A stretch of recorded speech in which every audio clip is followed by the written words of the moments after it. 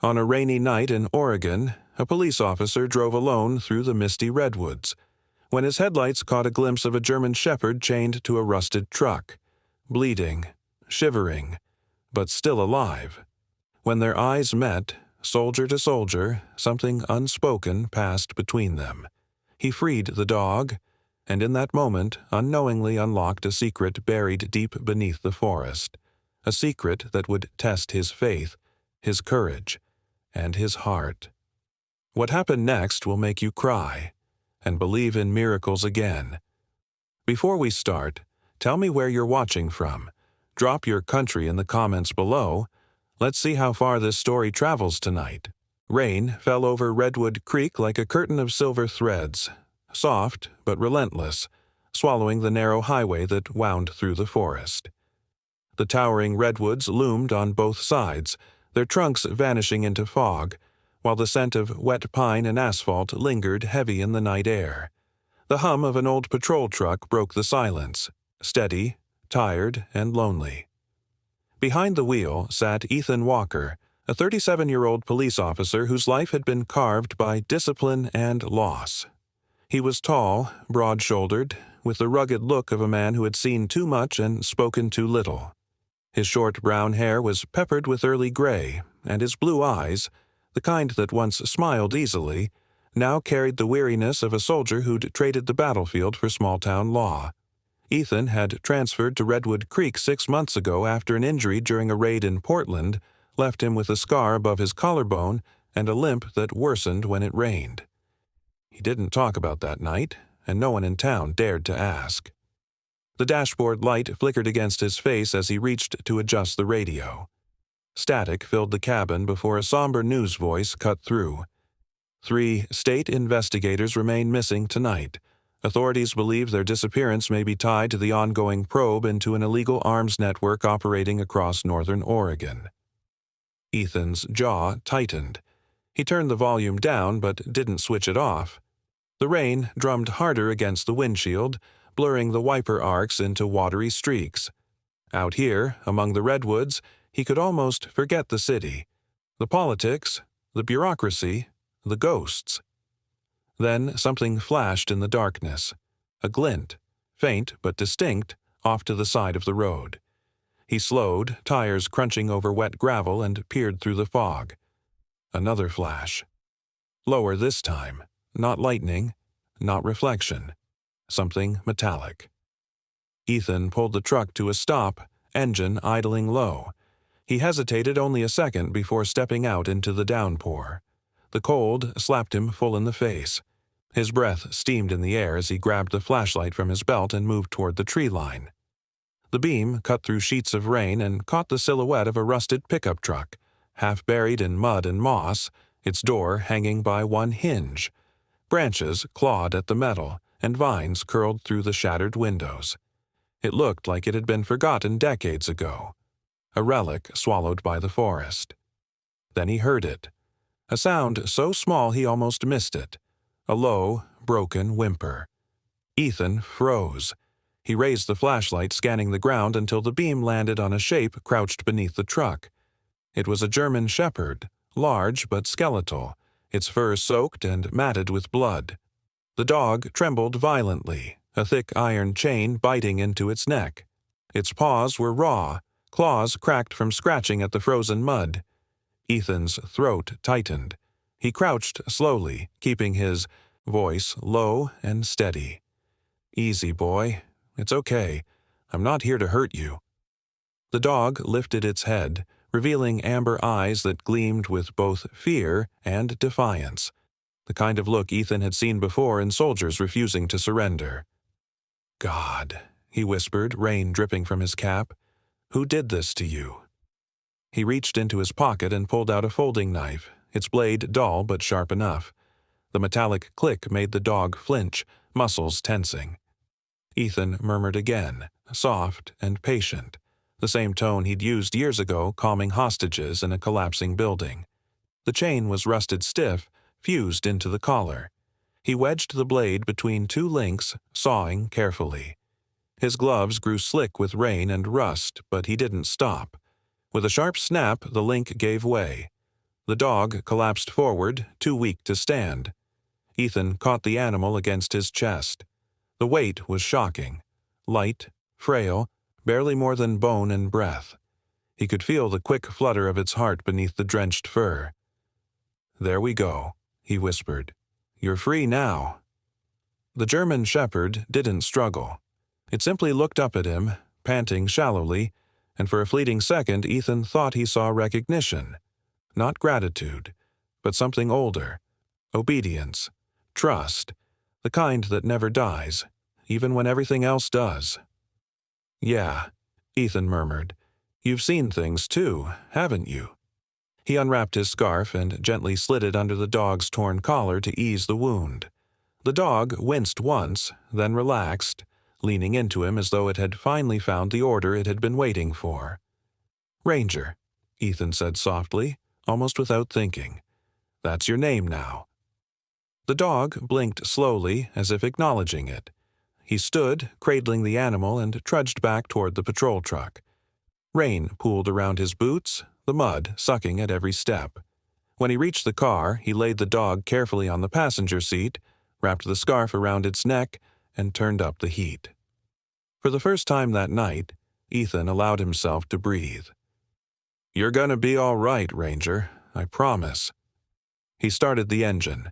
Headlights sliced through the rain, carving a narrow path down the road. The forest seemed to close behind him like a secret, but as he shifted into drive, something caught his eye in the rearview mirror. Between the trees, just beyond the reach of his lights, a pair of headlamps blinked once, sharp, deliberate, then vanished. Someone was out there, watching. Ethan's fingers tightened on the steering wheel. The old instinct, that cold, wired alertness, snapped awake. He glanced at Ranger, whose ears had perked despite exhaustion, eyes fixed on the same direction. "Yeah," Ethan muttered. "I saw it too." He pressed the gas, the truck rolling forward into the storm. Outside, the rain swallowed every sound but the engine's growl and the steady rasp of Ranger's breathing. Inside, the world shrank to two beating hearts. One man, one dog, and the faint echo of danger trailing them through the endless redwoods. The radio crackled again, the same newscaster's voice cutting through the static. "Investigators warn that anyone with information should contact authorities immediately. Sources claim evidence points toward organized operations across rural counties." Ethan turned it off this time. He didn't need to hear more. The world was already loud enough. He drove for miles through the storm until the lights of Redwood Creek began to shimmer through the fog. A cluster of warm windows and neon signs huddled beneath the mountain's shadow. The rain softened as he crossed the bridge, and for a moment, the reflection of the patrol truck in the river below looked ghostly, twin beams gliding across black glass. When he parked outside his small cabin on the edge of town, the air was thick with the scent of wet cedar. He killed the engine and sat there a moment, listening. The only sound was the rhythmic ticking of cooling metal and the faint whine of the dog beside him. "You're safe now," he said quietly. "No one's gonna chain you again." Ranger shifted, resting his head on Ethan's thigh. The touch startled him, not because of the weight, but because of how natural it felt, as though the space beside him had been waiting for this presence all along. Outside, thunder rolled far off over the ridgeline. The storm was passing, but Ethan knew the silence it left behind was never truly empty. Somewhere in those woods, a truck had blinked its lights once, a signal, a warning, or something worse. He looked at Ranger, already half asleep, and whispered, "We'll figure this out tomorrow." Then he leaned back, closing his eyes as the rain faded to a whisper against the glass. For now, there was only the hum of the heater, the soft sound of a dog's steady breathing, and the first fragile thread of trust binding two broken souls beneath the endless Oregon rain. Morning came quietly to Redwood Creek, though the storm had left its scars. Branches littered the narrow street, puddles shimmered like shards of broken glass, and mist still clung stubbornly to the hillsides. Ethan drove slowly through the sleepy town, the patrol truck's tires hissing over the wet road. On the passenger seat, Ranger slept wrapped in the wool scarf, his chest rising and falling in shallow, steady rhythm. For the first time since last night, Ethan allowed himself a faint exhale, a fragile moment of calm. The Redwood Veterinary Clinic sat at the edge of town, a modest wooden building with ivy climbing its porch. Its sign swayed softly in the wind, creaking like a whisper from an older time. Ethan parked near the front and gently tapped the seat. "Come on, Ranger," he murmured. The dog stirred, blinking groggily, one ear perking up as if recognizing a command. His gait was uneven, but the strength beneath his trembling legs hinted at discipline long learned. Inside the clinic, the scent of disinfectant mixed with the faint sweetness of chamomile. A strange comfort. Behind the counter stood Dr. Clara Hayes, a woman in her mid-40s with kind gray eyes and sun-lined cheeks.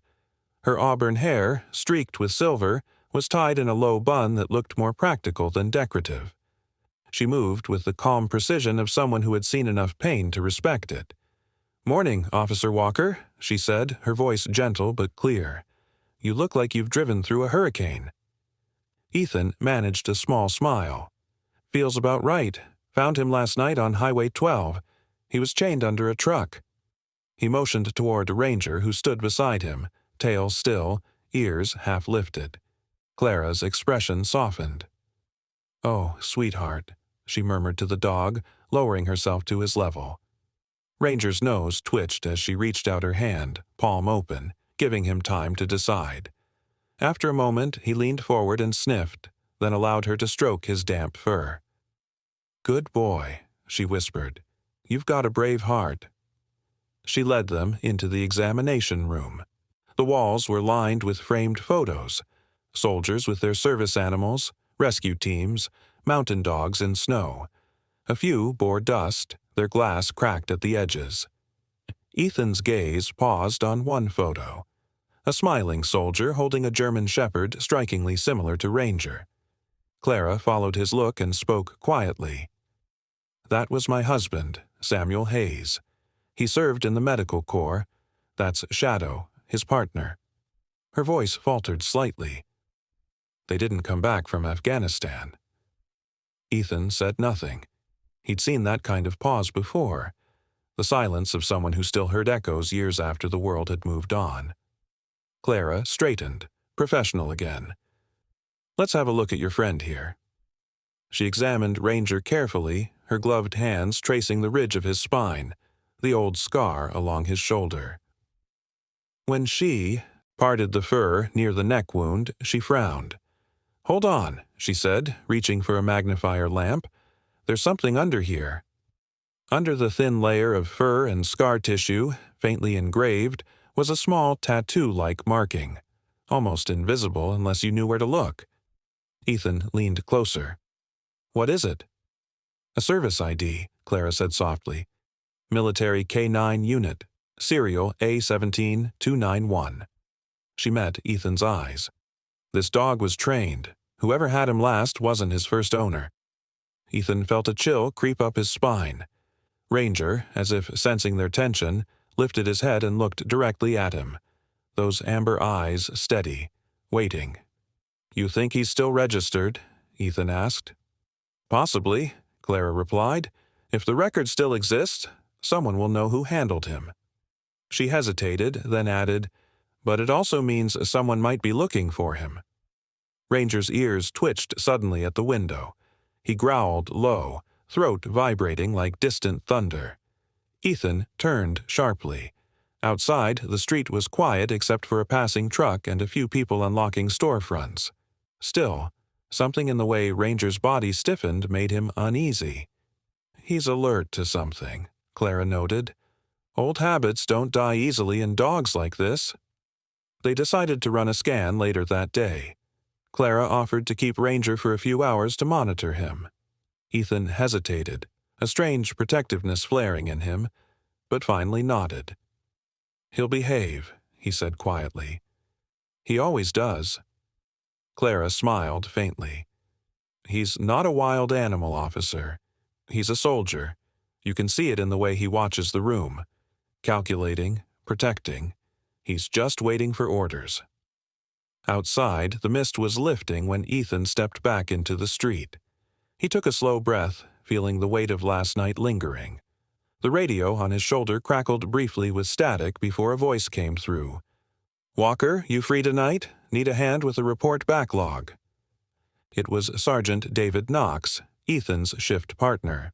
A solid man in his early 40s with a dry sense of humor and the kind of patience only married fathers possess.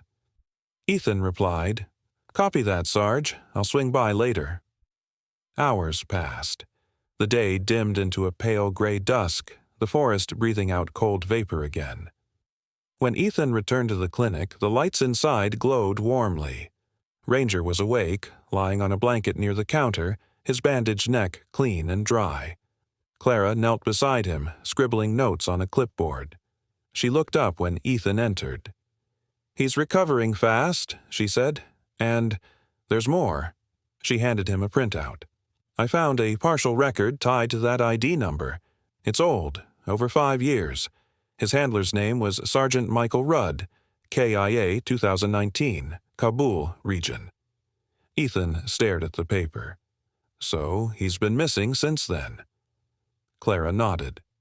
"Someone must have taken him after that. Maybe sold, maybe transferred off record, but these units are microchipped. I'll need authorization to access the full database." Ethan's mind spun. If Ranger had belonged to a military unit tied to operations abroad, and he'd been found chained to an abandoned truck in Redwood Creek, something didn't fit. Night settled over the town like a heavy coat. Clouds smothered the moonlight, and fog crept down from the hills, pooling along the tree line. Ethan sat in his truck outside the clinic, the engine idling.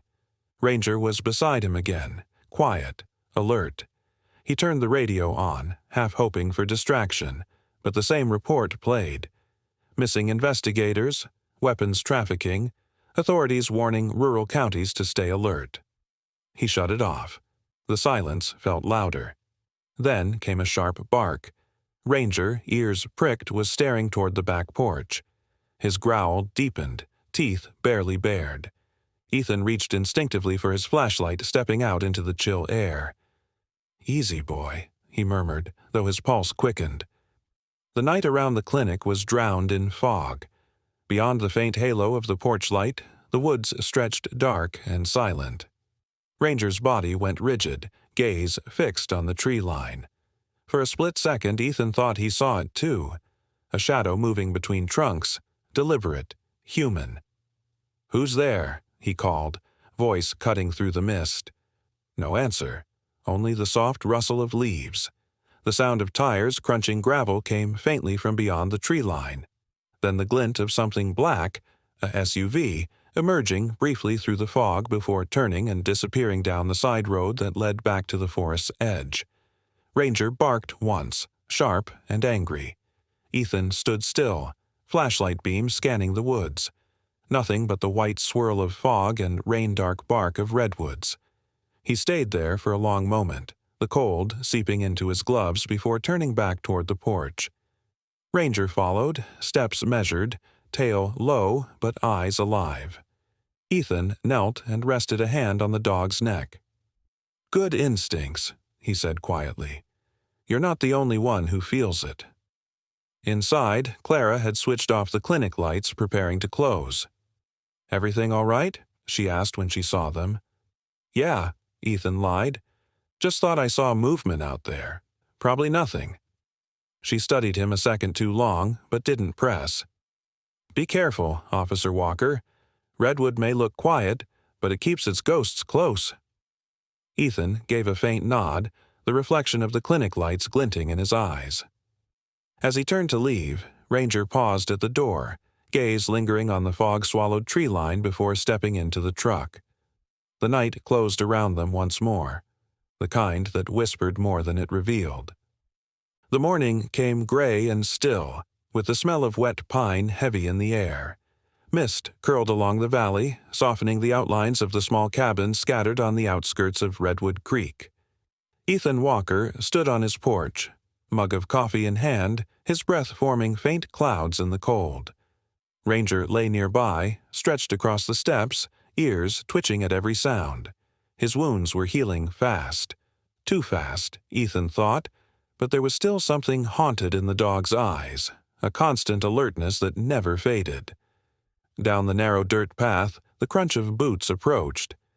Ethan turned to see a boy no older than 12, slim but wiry, bundled in an oversized red jacket and wool hat pulled low. His sneakers were muddy, and a sketchbook was clutched under his arm. "Morning, Officer Walker," the boy called, voice carrying in the crisp air. "Morning," Ethan replied, lowering his mug. "You're up early." The boy grinned shyly. "Couldn't sleep. Mom says you found a real police dog. Can I see him?" Ethan chuckled softly.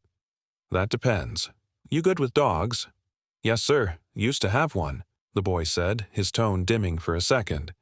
"Before Dad went missing." He hesitated, but quickly brightened as his eyes caught Ranger. "Whoa, he's huge." Ethan watched the boy's approach. He was polite, a little awkward, but his curiosity shone through every movement. "What's your name?" Ethan asked. Jake Miller." The name made Ethan pause. Miller. He remembered a missing persons report months ago. Robert Miller, truck driver for Redwood Haulage Co., never found. "Your dad worked for the transport company by the river, right?" Ethan asked gently. Jake nodded, clutching the sketchbook tighter. "Yeah. Mom says he probably left, but he wouldn't. He liked his job. He said he'd take me fishing when he came back from his last run." His words faltered, eyes darting toward the ground.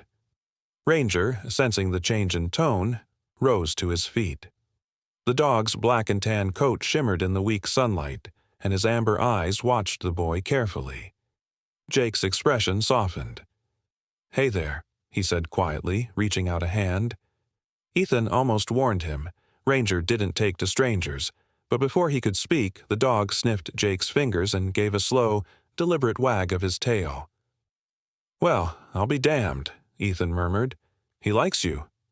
Jake smiled wide. "Can I pet him?" "Go ahead," Ethan said. Ranger leaned into the touch, muscles relaxing. The boy laughed softly, brushing his hand over the leather collar around the dog's neck. "This is cool," he said, fingers tracing the worn edges. Then he frowned. "Hey, what's this?" Ethan looked closer. On the underside of the collar, nearly invisible under the grime and frayed stitching, were faint embossed markings, half letters, half symbols. Ethan crouched, running his thumb across them. The edges were rough, but part of a logo stood out clearly. RWH Co. "Redwood Haulage," Ethan muttered. Jake's eyes widened. "That's where Dad worked." Before Ethan could answer, his radio crackled. He lifted it to his shoulder. "Walker here." Clara's voice came through, slightly distorted. "Ethan, you might want to come by. I found something you'll want to see. It's about the dog." Ethan glanced at Jake. "Grab your jacket, kid. You're coming too." At the clinic, Clara waited beside the exam table, her auburn hair loose around her shoulders, fatigue darkening the skin beneath her kind gray eyes. "I was cleaning the wound on his shoulder," she said, nodding toward Ranger, "and I found this lodged near the muscle." She held out a small tray with a twisted, charred piece of metal no larger than a coin. Ethan frowned. "A bullet fragment?" "Not quite." She gestured toward the magnifier lamp. "Take a look." Under the glass, faint markings shimmered on the surface, a sequence of letters and numbers arranged in uniform military code. Clara's voice dropped. "It's a microchip housing, a tracking unit used in K-9 divisions. Whoever this dog belonged to, they wanted to know where he was at all times." Ethan's stomach tightened. "But if the chip's still active—" "It's not," Clara said, interrupting softly. "It was burned out. Looks like someone disabled it, but not carefully, like they were in a hurry." Jake, who had been standing quietly near the counter, spoke up. "So someone tried to hide him?" Ethan exchanged a look with Clara. or hide what he saw. The words hung heavy in the room. Ranger shifted restlessly, his ears twitching. He paced toward the door, growled once, then sat facing the window that looked out toward the distant redwood ridge. Clara sighed, pulling her cardigan tighter. "You think it's connected to those missing officers?" "I don't know yet," Ethan said, sliding the burnt chip into a plastic evidence bag. "But everything's pointing in one direction. The river docks, the transport yard." Jake's voice broke the silence. "That's where my dad's truck used to park." Ethan looked down at him. The boy's green eyes were bright but steady, his knuckles white around the sketchbook he held. "You remember where exactly?" "Yeah," Jake said quickly. "There's an old warehouse behind the main depot. He showed me once, said it was off limits, but they kept old shipments there." Ethan nodded slowly. "Then that's where we start." By late afternoon, the clouds thickened again, muting the sunlight into a pale haze. Ethan parked his truck along the gravel road near the river, a few hundred yards from the abandoned warehouse. The structure loomed like a shadow against the fog, corrugated metal walls streaked with rust, the windows boarded up. Faded paint on the sides still read, "Redwood Haulage Compter." Jake walked. Beside him, clutching his sketchbook like a talisman. Ranger padded silently ahead, tail stiff, nose to the ground. Ethan crouched to inspect the entrance. The lock was new, paint around it fresh. "Someone's been here recently," he muttered. Jake looked around nervously. "You think my dad?" Ethan shook his head gently. "Let's not assume anything yet." He ran his flashlight along the base of the wall and froze. Behind a pile of wooden crates, a small metal hatch sat flush with the ground, its edges freshly painted over in dull gray. A faint draft escaped through the seams, cold, metallic, like air trapped underground. "Help me move these," Ethan whispered. Together they pushed the crates aside. Ranger stood near them, low growl rumbling deep in his chest. The hatch bore a single padlock, its surface wet from condensation. Ethan brushed his fingers along the edge and found something else. A streak of mud smeared across the paint, as if someone had touched it recently. Jake crouched beside him, voice barely above a whisper. "Officer Walker, do you hear that?" From below came a faint metallic clang, then another, a sound like boots on steel. Ethan's pulse quickened. "Someone's down there." He motioned Jake back toward the shadows beside a truck chassis, pressing a finger to his lips. They crouched low as Ranger crept beside them, muscles coiled. The sound grew louder, a door creaking, low voices murmuring in the echo of the underground space. Then came the unmistakable metallic clatter of rifles being set down.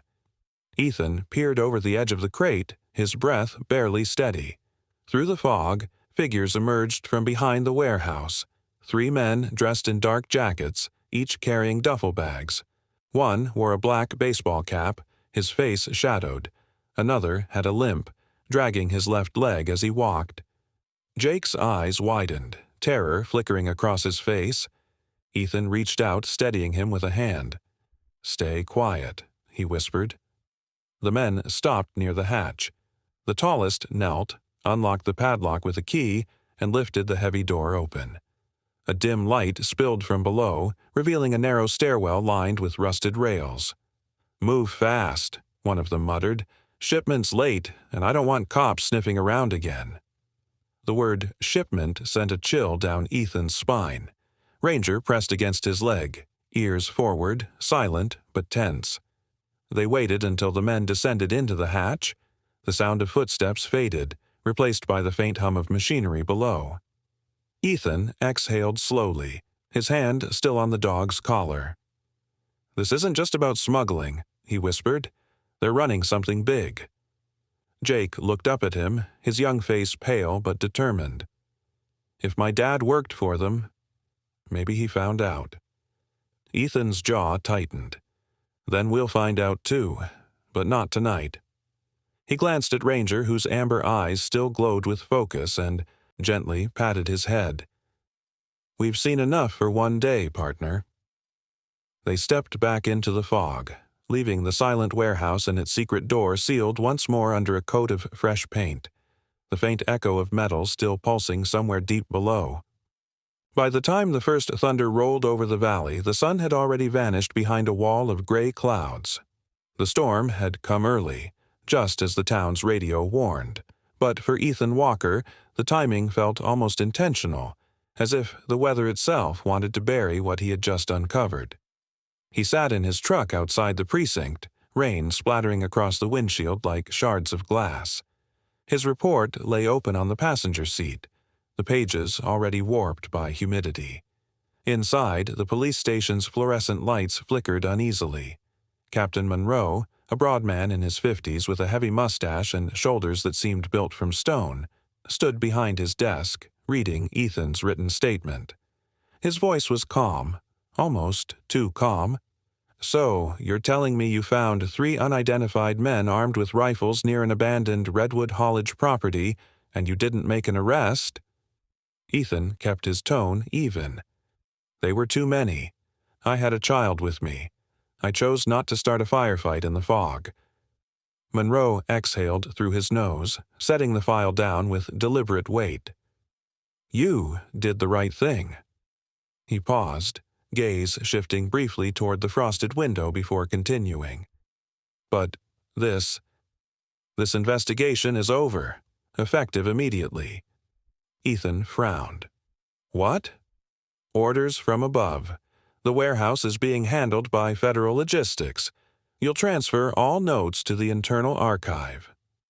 Something about the phrasing, "handled by Federal Logistics," felt wrong, too vague, too rehearsed. Ethan's voice hardened. "Sir, with all due respect, this isn't just an abandoned property. There's something deeper here. The dog, the missing chip." Monroe's tone sharpened. "That's enough, Walker. Drop it. That's an order." Ethan stood still for a moment, then nodded tightly. "Understood." But as he turned to leave, Monroe's next words followed him like a chill draft. "And, Walker, don't mention this to anyone else, not even Clara Hayes. She's not part of this department." Ethan stopped halfway through the door. "I didn't say her name, Captain." Monroe didn't look up. "You didn't have to." Outside, the rain had grown heavier, drumming against the roof of his truck. He gripped the steering wheel hard enough for the leather to creak. Somewhere deep inside, instinct screamed. Something was off. That evening, Clara was at her clinic, the storm hammering against the windows, wind howling through the eaves. She looked up as Ethan entered, soaked to the bone. "You look like hell," she murmured, fetching a towel. "Captain shut me down," Ethan said flatly. "Told me to stop digging. He even knew your name."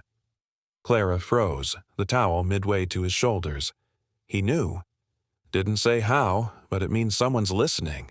Her eyes narrowed, the soft gentleness replaced by steel. "Then we're not dealing with a few smugglers, Ethan. There's a leak inside the department." Ranger lay curled by the counter, his black and tan fur still damp from the afternoon. He lifted his head as thunder cracked outside, ears twitching. Clara knelt beside him, stroking the dog's side. "He's restless," she said quietly. "Animals feel danger before we do."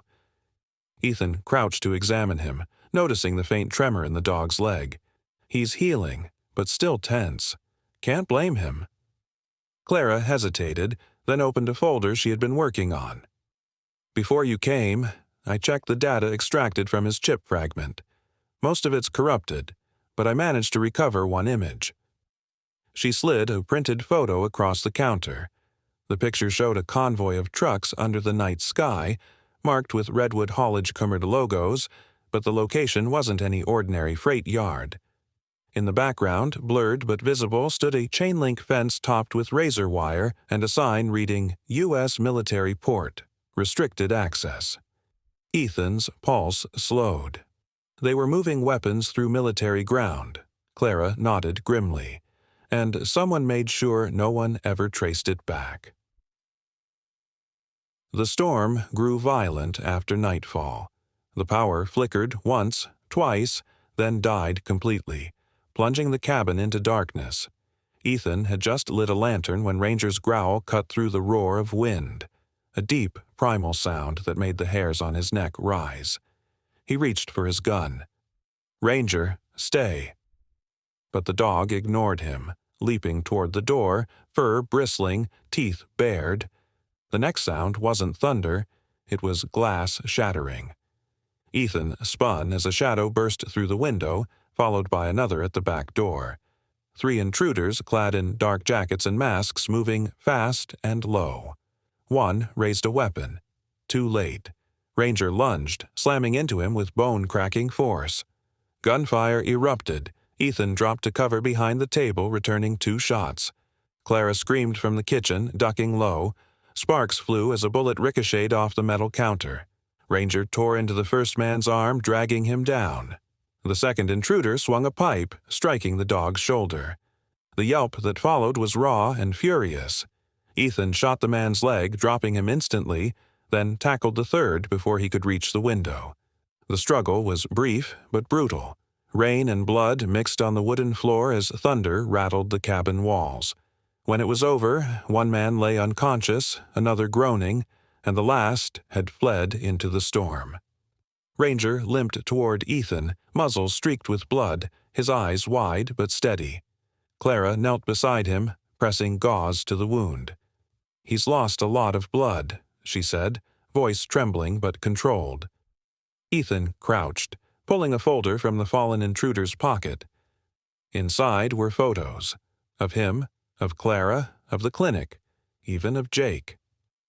"They knew everyone connected to me," he muttered, jaw tightening. They worked quickly, loading Ranger into the truck and driving through the pounding rain back to Clara's clinic. Every lightning flash painted the road white for a split second, then plunged it back into shadow. At the clinic, Clara locked the doors and disinfected the wound, her hands steady despite exhaustion. "It's a clean cut," she murmured, stitching with careful precision. "He'll make it." Ethan stood by the window, pistol still in hand, scanning the empty street. Whoever sent them, this wasn't random. "No," Clara said. "They came to erase evidence." Jake arrived not long after, his red jacket soaked through, eyes wide with worry. "I saw the lights from my house. Are you okay?" Ethan hesitated but waved him in. "We're fine. Close the blinds." Jake obeyed, then froze as he noticed the unconscious intruder on the floor, tied with rope. "Who's that?" "Someone who tried to make us disappear," Ethan said quietly. Jake swallowed hard but didn't look away. Instead, he flipped open his sketchbook, pulled out a pencil, and began to draw. His hand moved quickly, lines forming with practiced precision. Ethan watched, realizing the boy wasn't sketching the man. They hadn't seen the faces under the masks, but reconstructing them. "You remember their eyes?"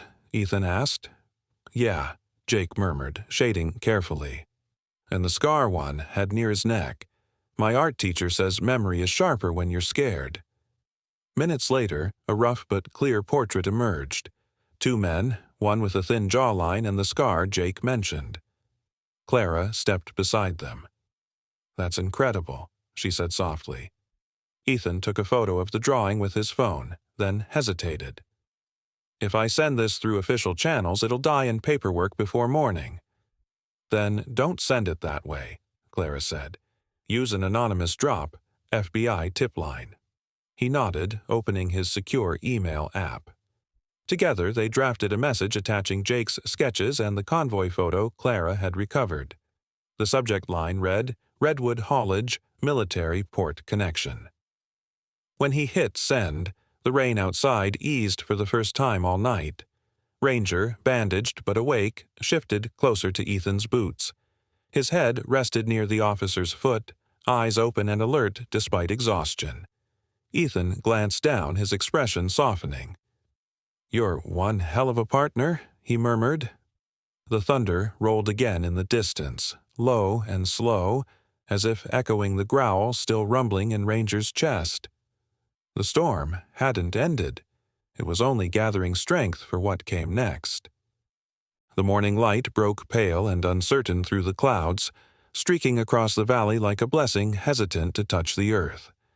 The air still carried the scent of wet pine and smoke from last night's storm. Ethan stood near the clinic window, the faint hum of medical machines behind him. Ranger lay on a cot, his breathing slow but steady, bandaged chest rising and falling beneath the thin light. He had survived. Barely. Clara entered carrying 2 cups of coffee, her auburn hair tied back, the exhaustion in her gray eyes softened by quiet relief. "He's strong," she said, setting a cup in Ethan's hands. "But he needs rest. So do you." Ethan gave a faint smile. "Not yet. There's something I have to finish." Before Clara could answer, the door opened. A woman stepped inside, Special Agent Grace Turner, mid-30s, tall and composed, wearing a long gray trench coat dampened by morning rain. Her blonde hair was tucked behind her ear, and her expression carried the calm focus of someone who had seen too much to be surprised by anything. "Officer Walker?" she said, flashing her badge. "FBI. We got your anonymous report. I'm here to help." Her tone wasn't skeptical. It was measured, the voice of someone who had been tracking ghosts for a long time. Ethan nodded and gestured toward the table.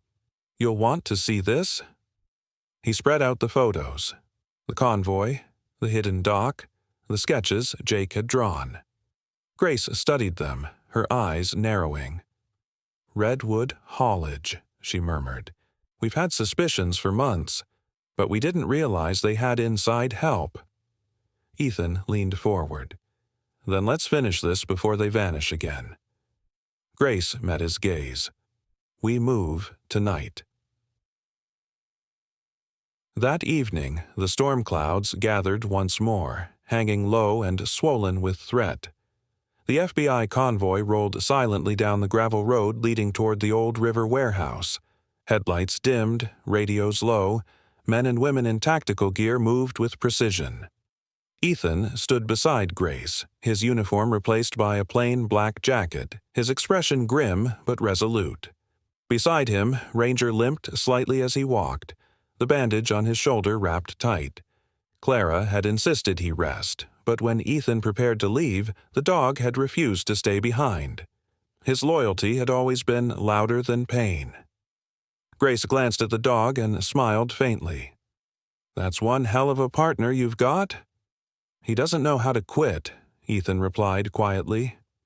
Through the binoculars they saw movement near the loading dock, figures unloading crates into the back of a truck. One man stood apart, tall, broad-shouldered, face half hidden under a hood. Grace whispered, "That's our guy, the director." When the team advanced, the quiet exploded into chaos. The first flashbang lit up the dock like a lightning strike. Shouts echoed through the metal walls.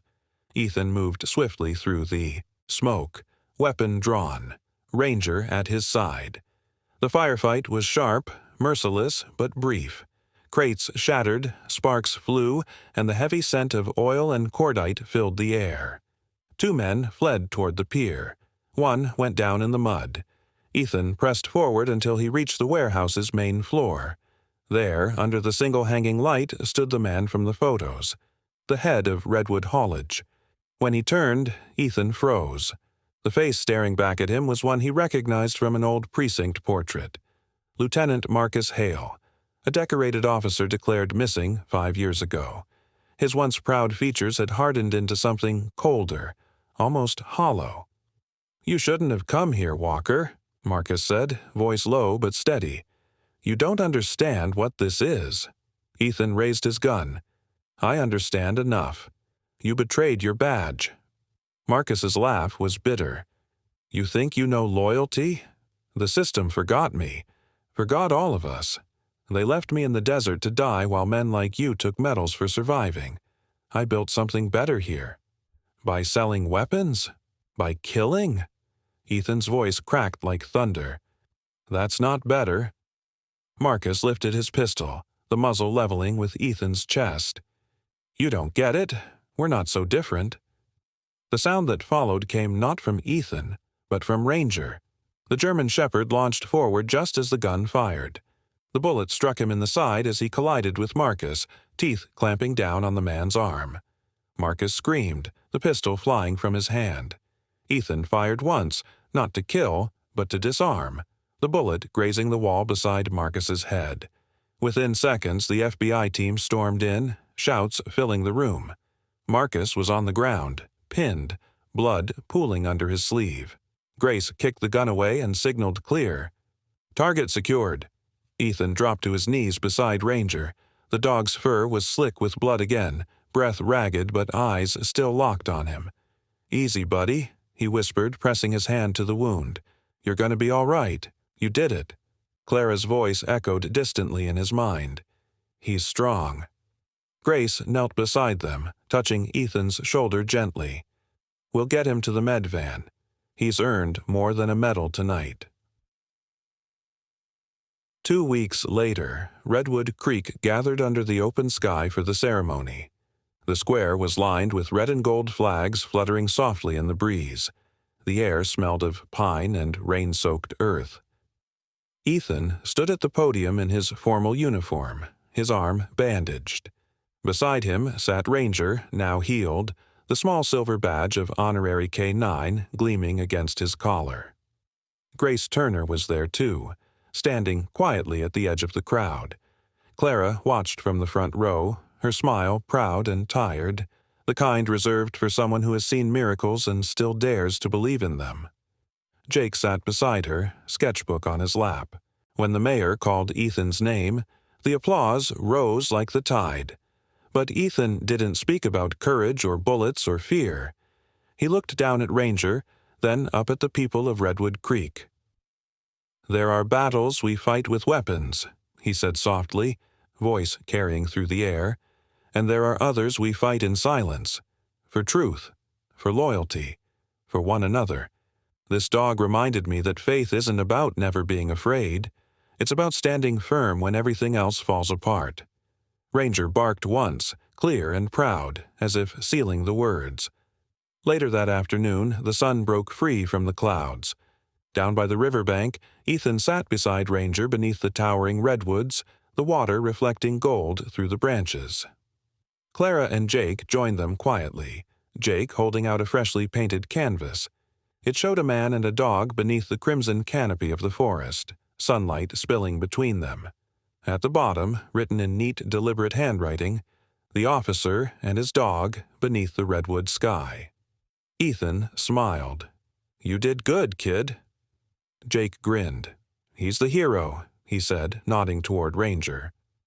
Ranger lifted his head, amber eyes catching the last light of dusk, and for a moment, time itself seemed to hold its breath.